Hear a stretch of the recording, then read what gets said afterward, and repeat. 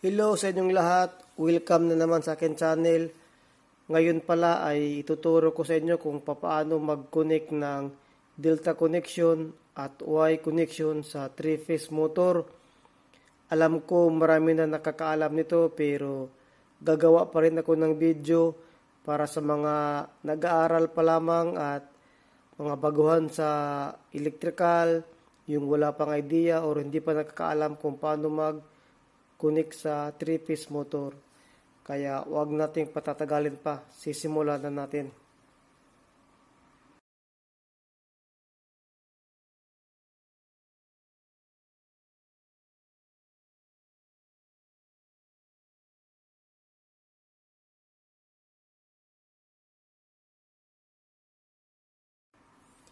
Itong 3-phase motor pala ay sa terminal box niya sa loob mayroon niyang mga wire. Kung minsan may 3 leads out, may 6 leads out, may 9 leads out, may 12 leads out. Yun sa mga 3-phase yun na motor ha. May 3, 6, 9, 12 leads out na nakalabas. At ang 3-phase motor pala ay binubuo yan ng tatlong winding. Phase A, Phase B at saka Phase C. Ito na motor, titingnan natin yung loob niya, mayroon lamang sang 6 leads out. Kung bibilangin natin, 1, 2, 3, 4, 5, 6. 6 leads out lang itong motor na ito. Mayroon ako ipapakita sa inyo. Pag 12 leads out ang nakalabas, o ilan man yung nakalabas, ang posibleng nakatag dyan dito sa mga terminal niya, makikita natin dito. Minsan sa wire, minsan naman dito yung insulation niya, bale itong itim. May nakasulat talaga dyan, hindi lang maklaro sa camera. Minsan naman sa wire. Ang nakalabas dyan, or nakasulat dyan, U1 o di kaya'y number 1, U2 o di kaya'y number 4, U3 o di kaya'y number 7, U4 o di kaya'y number 10. Yun ang mga katumbas niya sa U1, U2, U3, U4. So yan sa phase A. Sa phase B naman mayroon niyang B1 o kaya'y number 2, B2 o di kaya'y number 5, B3 o di kaya'y number 8, B4 o di kaya'y number 11 sa phase B. At sa phase C naman, W1 o di kaya'y number 3, W2 o di kaya'y number 6, W3 o di kaya'y number 9, W4 o di kaya'y number 12. Sa itong motor, dahil 6 leads out lang ito, ang nakasulat dito ay U1, U2, B1, B2, W1, W2 dahil 6 leads out lang ito. Sa mga 3-phase motor pala ay mayroon niyang nakasulat sa nameplate.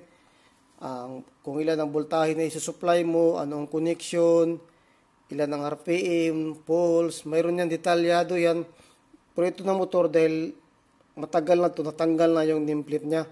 Pero sa terminal box naman niya, yung takip niya, kung bubuksan natin dito yan, mayroon yan nakasulat dyan. Mayroon niyang binigay sila na guide kung paano natin i-connect bali ang delta at saka sa Y. Sa mga location naman, itong dito, may makikita tayo dito yan. Ito yung U1 niya. Ito yung B1, ito yung W1, ito naman yung W2, ito naman yung U2, at ito naman yung V2. Yan, makikita rin natin dito yan sa box niya, takip terminal box, bali yung cover. Sa pag-delta naman, makikita natin dito yung U1, nakajumper sa W2, tapos yung B1, nakajumper sa U2, yung W1 nakajumper sa V2. Ibig sabihin, jajumperan lang natin yan sa delta. Gaganunin lang natin yan. Lalagyan lang natin yan ng jumper.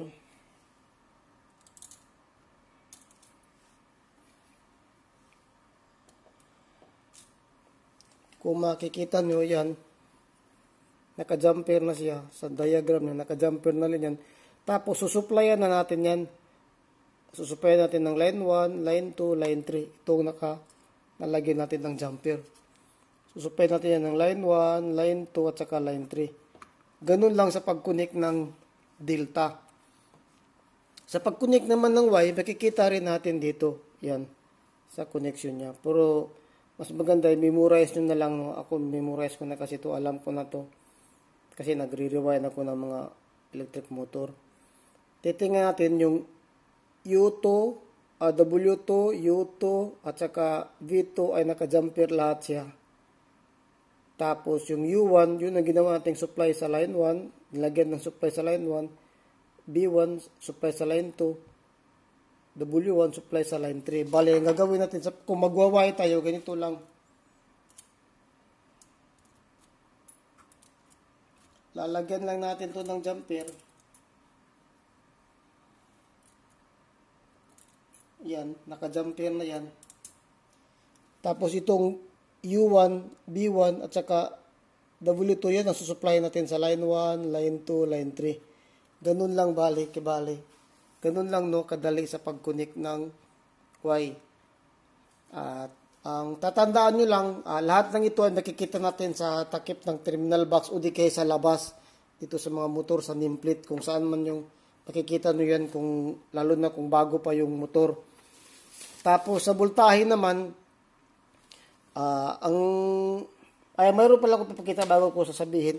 Ganito kasi yan ang mangyayari sa diagram niyan. Kung magkukunik tayo. Uunahin muna natin yung delta. Kaya nagiging delta yan, gano'n yan. Yung U1 pala at saka U2, kung magtitester tayo, meron tayong makukuha na resistance dyan dahil coil yan bali. Ganun rin sa B1 at saka sa V2 at saka sa W1 at saka sa W2. Kung makikita natin sa drawing, sa delta, naka-jumper yung U1 at saka V2. Kaya nagiging delta yan. Kung makikita nyo sa drawing, ito, yan, U1 at saka W2, naka-jumper, tapos sinuplayan ng line 1. Ganun lang ang balian nangyayari yan.